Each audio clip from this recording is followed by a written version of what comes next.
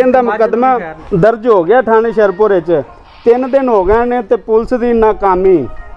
अज फिर इनका राह रोक के ते इनू उत्थे मारन दियां धमकियां दित्तियां गईयां ने भी तू FIR जिहड़ी कटा लई है ना वो वापस लै, नहीं तो असीं तैनूं जान तो मार देना। सानूं इंसाफ चाहिदा जी। असीं शरकपुर शरीफ दे रहायशी हाँ।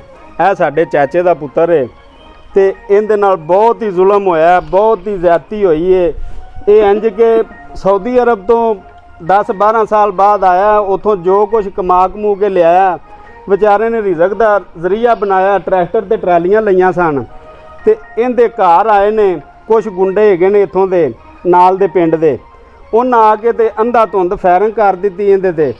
रौला भी कोई नहीं, पुछने पे भी गल की है, कोई वजह तो दसो किस वजह तो फायरिंग करते पे। वो फायरिंग करके ट्रैक्टरां दे ट्रालियां दे टायर पाड़ के वो अल्लाह का आसरा होए ने। एक बंदे नूं भी फायर लगा लियादा, एक इहदा मुकदमा दर्ज हो गया थाने शरपुर 3 दिन हो गए ने ते पुलिस की नाकामी। अज फिर इनका राह रोक के ते इनू उत्थे मारन दियां धमकियां दित्तियां गईयां ने भी तू FIR जिहड़ी कटा लई है ना वो वापस लै, नहीं तो असीं तैनूं जान तो मार देना।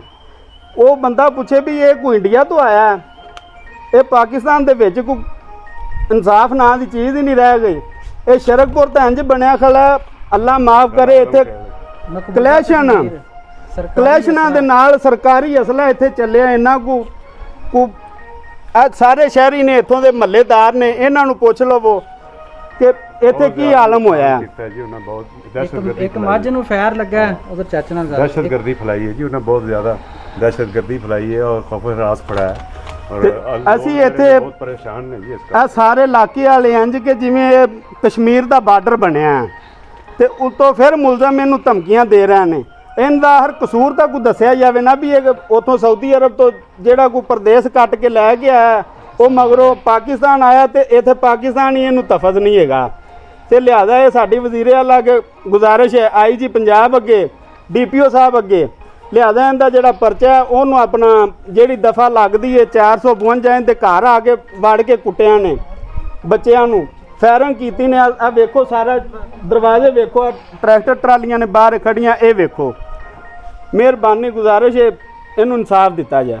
शरकपुर शरीफ तो गल कर रहे हैं, इतों थाना शरकपुर शरीफ तो मैं जाके 36/22 उत्थे जाके रिपोर्ट दर्ज कराई है ते उत्थे जाके रिपोर्ट दर्ज करा के बकायदा जड़ा मैं मजीद ट्राली FIR कटाई है। FIR कटा के बकायदा उत्थे गए हैं। साड़ी पुलिस शरकपुर शरीफ थाना जड़ा जाने पुलिस को कोई एडी गल नहीं सुन रहे ते कि सऊदी अरब गुजार के आया तकरीबन 7-8 साल, उतों जमा पूंजी लिया इत्थे लिया के ट्राली ट्रैक्टर इन्हें बनाए ने अपनी मेहनत मजदूरी लई ते कुछ गुंडा नस इत्थों दे हैगे ने ग्रुपे, उन्हें इनके घर आके इनकी मझ नूं भी फैर लगा। सारा वेखो इनके बच्चे भी तो इनके ट्रैक्टर ट्रालियां दे टायर पाड़ गए ने ते उत्तों 452 इनकी बनती है दफा लगती है, वो इन्ना नहीं लाई हैगी पुलिस ने।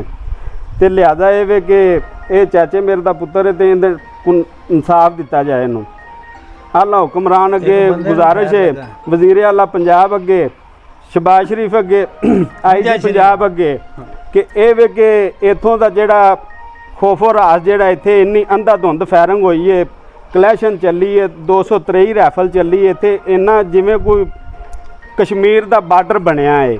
इत्थे शरकपुर दे विच सरकारी असला इत्थे चलिया ते लिहाजा उल्टा फिर इनू मुलजम जेडे ने वो अंटैरम बेल करा के ते अज फिर इनका राह रोकन की कोशिश की ने, जान बचा के अपने उतों नस्या ते जान तो मारन दियां नूं धमकियां दित्तियां जा रही ने। लिहाजा ये वे कि इनका कुछ किया जाए।